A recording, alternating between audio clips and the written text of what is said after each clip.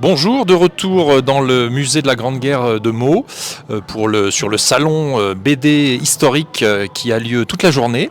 Et nous retrouvons ici Benoît Mély qui vient nous parler de l'album Clémenceau qui évidemment est tout à sa place dans le musée. On voit d'ailleurs le tigre derrière sur la gravure.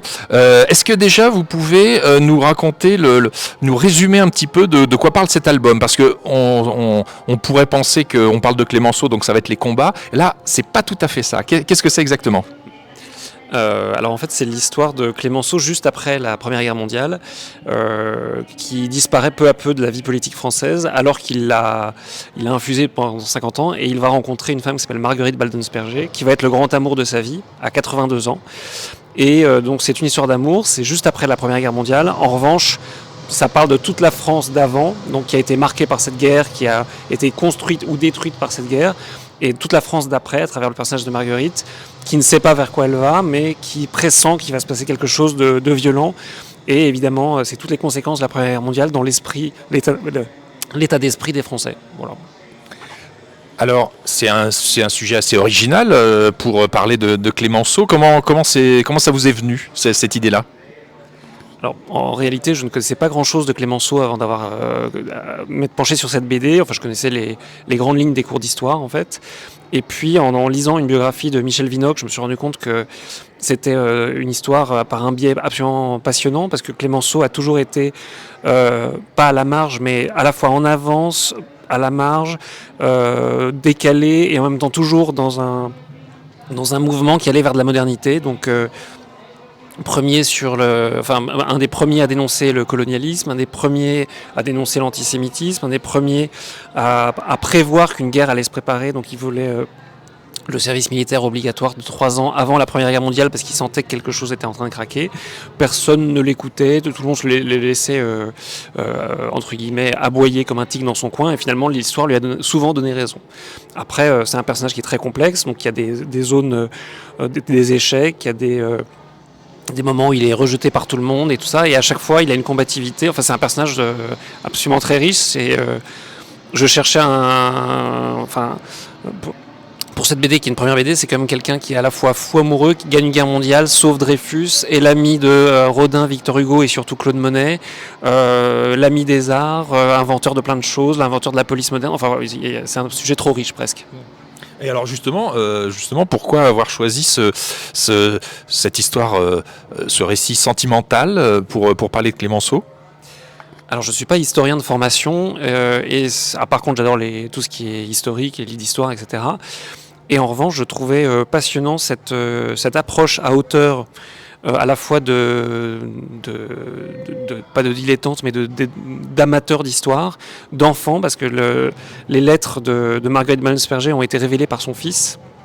Et il raconte dans la préface que sa mère lui disait « Va poster cette lettre à Georges Clémenceau ». Il lui pensait que c'était pour un vieux monsieur qu'on appelait oncle Georges.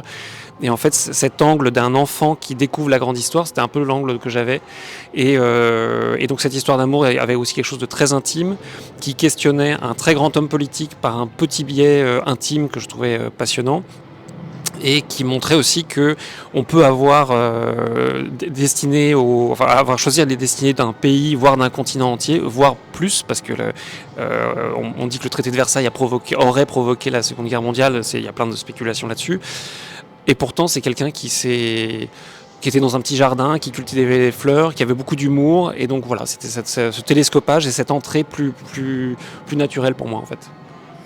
Et alors sur quoi vous êtes appuyé? Il y a les lettres, donc entre les deux tourtereaux. Vous êtes appuyé que sur ça, sur quoi exactement portait votre documentation? Alors non, au contraire, je me disais que Clémenceau est un sujet tellement riche et il y a tellement de spécialistes de la question qu'il ne fallait pas que je sois pris à défaut. Donc je me suis énormément renseigné sur le personnage. Alors il y a ses propres écrits, il a écrit des livres à la fois philosophiques comme Le Soir de la Pensée ou politiques. Ses premiers ouvrages qui sont très très engagés, dans La Mêlée par exemple, La Mêlée sociale. Et puis il y a ses propos qui ont été recueillis par son assistant assistant qui s'appelait Jean Martet, qui sont très drôles à lire en fait, Conversation avec le tigre, où il y a énormément d'humour, de verve, etc. Donc il y a beaucoup de ces propos qui sont retranscrits dans la BD, et beaucoup de livres historiques, Michel Vinocq, Pierre Miquel sur la Grande Guerre, etc. Et pour qu'il y ait un petit souci de véracité, je me suis posé, comme souvent, un peu comme quand on fait un film, j'imagine, j'ai fait un repérage des lieux et un repérage des modes de vie. Qu'est-ce qu'on écoutait comme musique à l'époque, quelles étaient les passions des enfants, quelles étaient les préoccupations des parents, donc pas du tout les mêmes qu'aujourd'hui, mais donc c'était... si je prends l'exemple des enfants, on ne s'intéressait pas tellement évidemment au football, mais c'était le cyclisme, qui était le sport national, on connaissait tous les coureurs, etc. Et donc ça m'a amené à m'intéresser au cyclisme italien, enfin là je digresse, mais voilà, ce genre de détails, on tirait une pelote, et il y avait tout un mode de vie, à la fois précis sur Clémenceau et sur la vie de l'époque. Quelle était la vie de Marguerite, parce qu'on ne savait pas grand-chose de cette personne, donc comment est-ce qu'on vivait dans les Vosges à l'époque, etc., etc. Et en termes de documentation graphique, visuelle, c'était facile aussi d'avoir des documents, ou est-ce qu'il y a eu des difficultés particulières ? Alors c'est à la fois facile parce que c'est les débuts du cinéma, des documentaires filmés. Il y a énormément de musées qui relatent de cette période, et difficile parce que on est souvent dans les clichés, on est souvent dans le fantasme qu'on se fait de la période. Et puis il ne faut pas mélanger, il ne faut pas faire d'anachronisme, etc. Donc comme tout exercice de recherche, il y a comment être juste, comment être vivant, et en même temps comment éviter d'être juste un peu comme les mauvais films d'époque où c'est tout est trop beau, trop propre en fait. Il fallait un petit peu salir et vivre dans les éléments. Voilà.